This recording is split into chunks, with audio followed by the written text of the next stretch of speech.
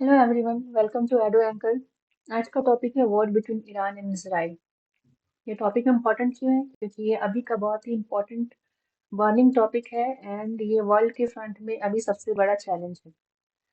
अब अगर हम ये देखने चाहें कि ईरान और इसराइल ये दो कंट्री जो वर्ल्ड के डिफरेंट डिफरेंट पार्ट में सिचुएटेड है, ये वॉर में क्यों है, तो इसके पीछे एक लंबी हिस्ट्री है। लेकिन अगर इस वॉर का इमीडिएट कॉज अगर देखा जाए तो है ईरान की अपनी न्यूक्लियर कैपेसिटी डेवलप करना।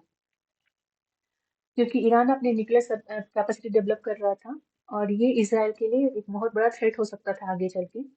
इसी वजह से इसराइल ने ईरान पर हमला कर दिया। According to the intelligence of Israel, in 2025 Iran अपनी न्यूक्लियर कैपेसिटी इतनी डेवलप कर चुका था कि विद इन फ्यू वीक्स, अगर ये वॉर नहीं होता तो विद इन फ्यू वीक्स वो अपने लिए न्यूक्लियर बॉम्ब बना लेता, जो इसराइल के लिए एंड वर्ल्ड फ्रंट में भी एक बहुत बड़ा चैलेंज हो सकता था।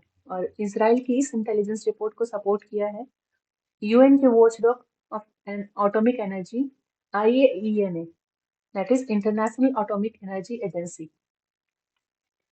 सो इसराइल और ईरान के बीच में इस कॉन्फ्लिक्ट का मेन रीजन क्या है, इसको समझने के लिए हमें इनकी हिस्ट्री को समझना होगा। सो इस वॉर के मेन रीजन को समझने के लिए एंड इनकी हिस्ट्री को समझने के लिए please stay tune with edu anchor. Thank you.